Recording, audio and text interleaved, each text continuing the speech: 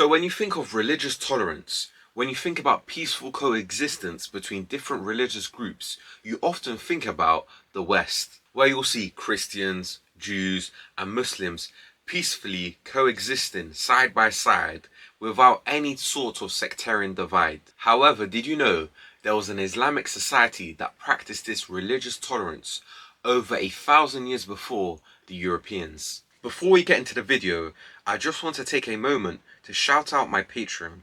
If you enjoy my content and want to help me keep producing high quality videos consistently, consider supporting me there. Your support allows me to put more time, effort and research into making these videos the best they can be. Plus, you'll get exclusive perks as a thank you.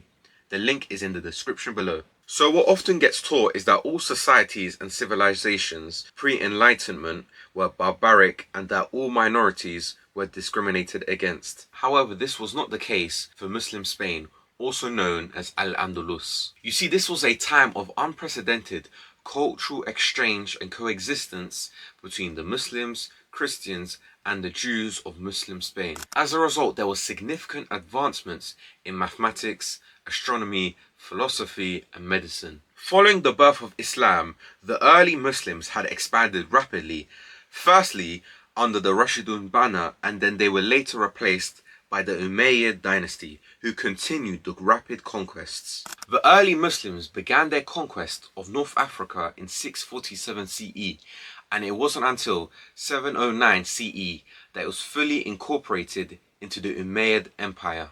However, the conquests didn't stop there, as in 711 CE, Tariq ibn Ziyad led an army of 7,000 men, predominantly of Amazigh stock, across the Straits of Gibraltar, as he launched a military expedition against the Visigothic Kingdom of Spain, which controlled the former territories of Roman Hispania. According to many historians, the reason why Tariq led an army into the Iberian Peninsula was because he was invited by Julian, Count of Quetta, as it is noted that he sent his daughter Florinda la Cava to the court of the Visigothic king for education. However, it is noted that the King Roderick violated his daughter. This angered Julian so much to the extent that he called upon the Muslims to destroy the Visigothic kingdom. You see, it only took the Muslims 9 years to conquer the entirety of the Iberian Peninsula, as by 720 they were bordering the south of France. Following the Umayyads establishing control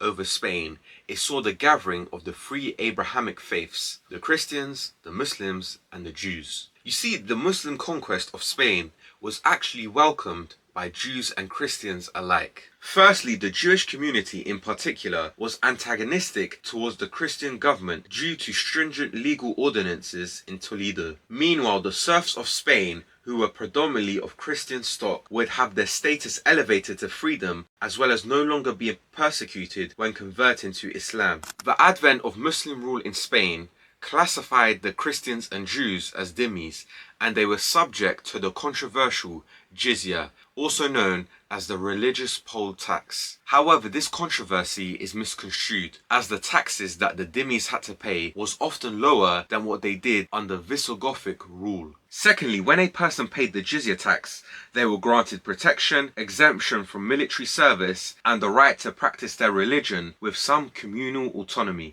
So essentially, when a Christian or Jew pays the Jizya, they essentially recognize the Caliph, Sultan, Emir as the ruler, and that's it, as most aspects of their life would be controlled by a Jewish or Christian court. Lastly, throughout most of history, the Jizya has been less than the Zakat, which is fixed and compulsory at 2.5%. Ever since the birth of Christianity, the Jews have faced major persecution in Christian lands. One such example can be seen with the Byzantine Emperor Justinian I, who imposed multiple restrictions as he banned Jews from government outposts, banned their practices, and even converted synagogues into churches. The Jews faced a similar fate in Visigothic Spain, as the Third Council of Toledo of 589 CE saw major restrictions being placed upon the Jews. This eventually led to forced conversions and as a result many Jews fleeing to Quetta in North Africa. As a result of this toxic, hostile environment that the Jews were experiencing,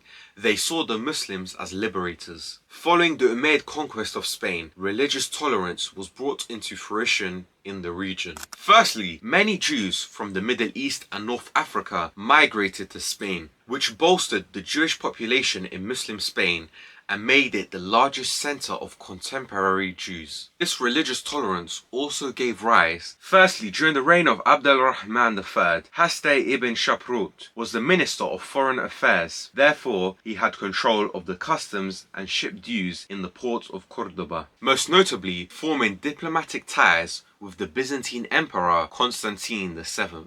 Another such example was Samuel ben Nagrilla, who rose to become a vizier and advisor to the Prince of Granada. This golden age can also be seen in philosophy, as Suleiman ibn Gabirol published over 100 poems, as well as works of biblical exegesis, philosophy, and ethics. This period also saw Hebrew flourishing in Islamic Spain, where under the influence of contemporary Islamic culture, scholars such as Shmuel Hanagid, Judai Halevi, and Abraham ibn Ezra extensively engaged in secular Hebrew poetry discussing topics such as wine, love, and nature. This religious tolerance was confirmed by Bahya ibn Paquda, a Jewish philosopher and rabbi who lived in the Taif of Zaragoza, who wrote a letter in the late 11th century stating that the living conditions of the Jews in Muslim Spain was the same as that of the Muslims,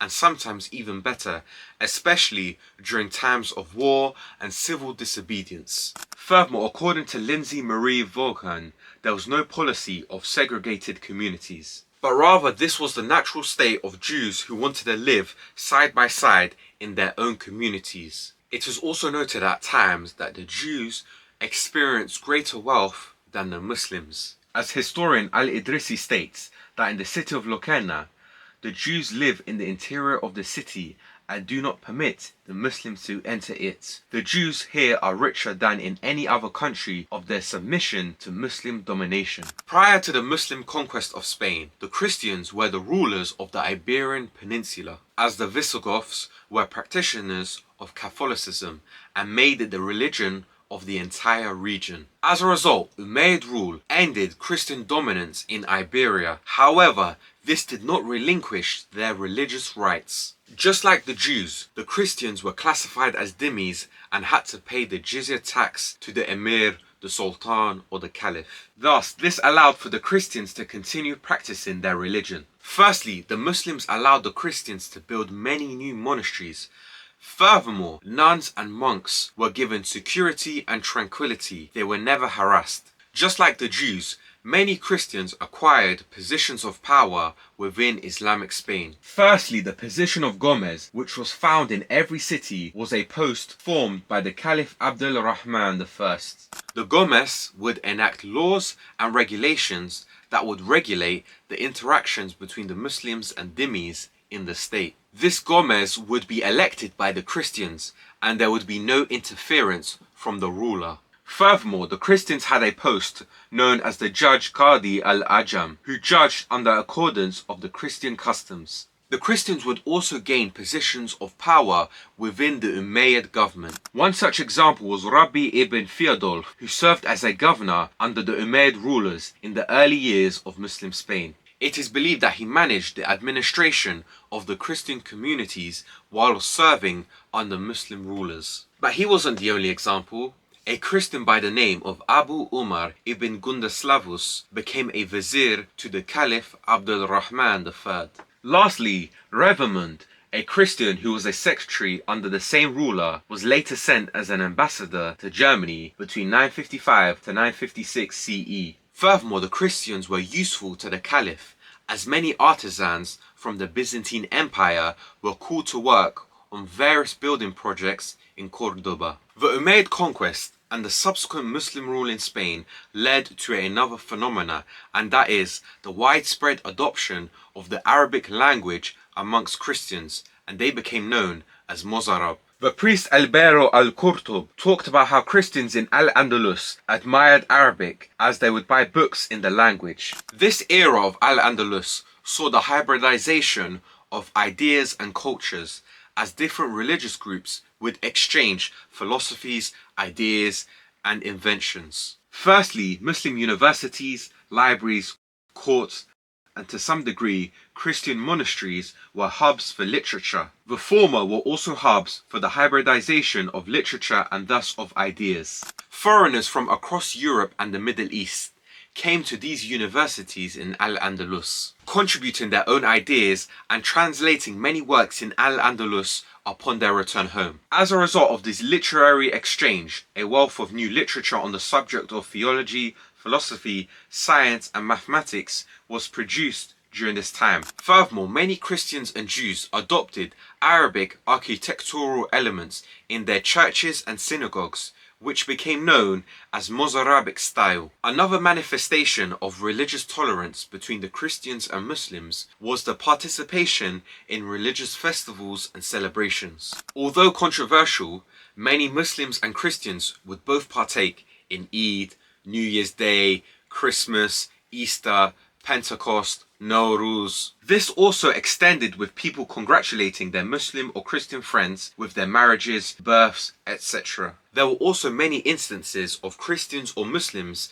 visiting their friends while they were sick in hospital. Although this next point is controversial and it goes against the Sharia and the canon law found in Christianity, there were many interfaith marriages between Muslim women and Christian men, and Christian women with Muslim men. Before I end this video, I don't want to come and lie and say it was a perfect utopian society where Christians, Muslims and Jews lived in perfect harmony throughout the time of Al-Andalus. There were several instances of Jews and Christians alike facing persecution at the hands of their Muslim rulers, whether that was justified or unjustified. However, the point of this video is to show you that there was peaceful coexistence within Islamic civilizations where non-Muslims were treated fairly. As many people have the perception that Islamic empires, states, civilizations were purely barbaric, where it was full of intolerance and persecution.